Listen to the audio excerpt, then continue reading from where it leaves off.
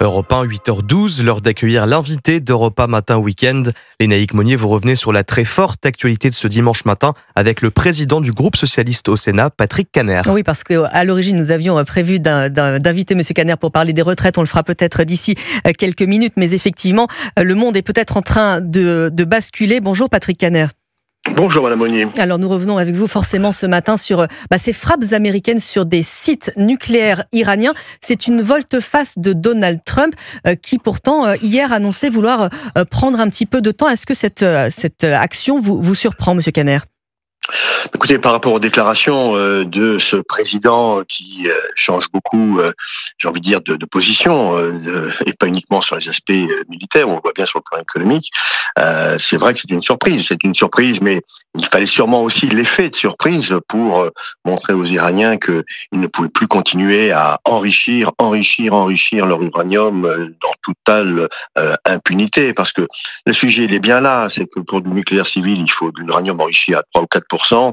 Quand on a 400 kilos, je crois, d'uranium enrichi à 60%, c'est qu'on a une autre intention. Et cette intention-là, personne au monde, je dis bien personne au monde, ne voulait que l'Iran se dote de l'arme nucléaire. Et c'est vrai qu'on se posait la question avec de nombreux experts s'il fallait frapper ou bien négocier. Manifestement, les États-Unis ont tranché. Est-ce que cela signifie, Patrick Kanner, que le monde est peut-être en train de basculer, d'entrer en guerre en tout cas ? Ah, c'est un tournant. C'est un tournant manifestement dans ce 10e jour de guerre entre l'Iran et Israël. Et les USA rentrent aujourd'hui dans le dispositif militaire. Mais la question qui est posée, c'est est-ce que l'Iran, en tout cas le régime donc des gardiens de la révolution islamique, est-ce que ce régime est un danger mortifère pour notre planète ? Je pense qu'on peut dire que la réponse est oui. Et que donc, vous savez, moi j'ai signé une proposition de résolution au Sénat avec tous les autres présidents de groupe, ce qui veut dire que c'est vraiment un sujet transpartisan pour reconnaître comme terroriste ce régime politique iranien. Et donc, si on veut que le peuple iranien puisse demain retrouver une démocratie, puisse demain retrouver un espoir et de paix dans cette partie du monde, effectivement, il faut à un moment donné que ce régime disparaisse. Est-ce que c'est par la capitulation ? Est-ce que c'est par l'élimination ?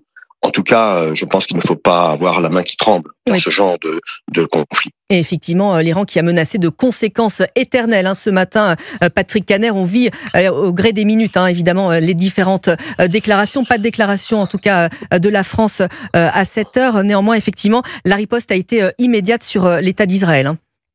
Oui, donc vous savez, depuis 10 jours, encore une fois, nous avons là des missiles extrêmement puissants de plusieurs tonnes qui tombent sur les villes israéliennes, où qu'elles soient. Le dôme de fer montre non pas ses limites, mais montre que en cas de saturation, il ne peut pas répondre à toutes les attaques. Et moi, je suis assez admiratif de voir la population israélienne très très résiliente et qui accepte cette contrainte énorme avec des pertes civiles, puisque chacun a bien compris que pour Israël et pour les États-Unis depuis ce soir, ce sont des cibles militaires qui sont visées ou des dirigeants du régime islamique. Pour ce qui concerne l'Iran, c'est un tir à tout va, permettez-moi l'expression, avec des missiles qui touchent des quartiers de population civile. Donc c'est une autre forme de riposte que je condamne naturellement, mais c'est la guerre. C'est la guerre, et donc par définition, il n'y a pas de guerre, permettez-moi l'expression, propre par rapport aux civils. C'est terrible, et je sais qu'il y a aussi des civils iraniens qui ont été touchés par les frappes israéliennes. Et juste après votre intervention, Patrick Kanner, nous serons justement à Tel Aviv avec le correspondant d'Europe 1, Frédéric Simon. Alors je reviens sur ce pourquoi nous vous avions invité tout de même au départ, ce conclave autour des retraites, des mois de discussion. Est-ce que ça accouche d'une souris finalement ? Je ne crois pas. En tout cas, je ne crois pas. Mes informations montrent que même si a priori la mesure d'âge ne serait pas modifiée, mais moi je voudrais féliciter la CFDT, notamment Maryse Léon, la CFTC, la CFE-CGC qui ont continuer à garder un contact utile, je crois, j'espère, avec le MEDEF et la CPME pour trouver une forme de pacte social nouveau, réformant la réforme de 2023 que nous avions totalement combattu. On me dit qu'il y a des avancées sur le compte pénibilité, la reprise en considération de plusieurs critères, notamment sur les vibrations, les les postures pénibles, les charges lourdes, voire même peut-être l'exposition aux produits chimiques. On parle aussi de diminuer l'âge des départ en retraite où il n'y aurait plus aucune décote. Aujourd'hui, c'est 67 ans, il pourrait être diminué de quelques mois. On parle aussi de mesures pour les femmes, notamment pour lutter contre les carrières hachées. Donc, ce sont des avancées, pas suffisantes, disons-le clairement, puisque nous étions favorables en tant que socialistes à une mesure d'âge nouvelle. Mais me dit-on aussi, puisqu'on est pour l'instant sur le on-dit, Madame Monnier, il semblerait que le MEDEF pourrait menacer de ne pas venir demain boucler cette négociation. Ce serait totalement irresponsable. Un très mauvais signal, haut et fort à votre micro. Et alors j'imagine qu'également il y a des lignes rouges qu'il ne faudrait surtout pas franchir. Quelles sont-elles pour le Parti socialiste à cette heure? Et est-ce que le Parti socialiste est intégralement aligné sur ce sujet? Écoutez, nous pensions qu'il était nécessaire de modifier fondamentalement cette réforme par une mesure d'âge qui ne soit pas de ramener la réforme à la retraite à 64 ans.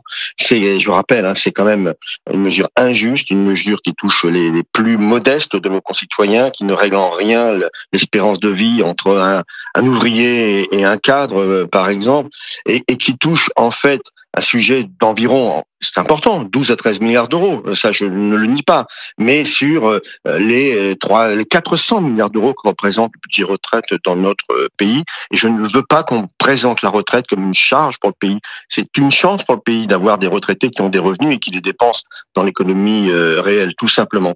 Donc la ligne rouge, en tout cas la ligne de difficulté de négociation, c'est bien sûr le niveau de départ en retraite, mais je fais confiance notamment à la CFDT qui est un grand syndicat réformiste, et si la CFDT estime qu'il y a eu des avancées significatives, il faudra les transformer dans la loi, et nous aurons au Parlement, c'était l'engagement du Premier ministre, nous aurons l'occasion de revenir sur nos demandes.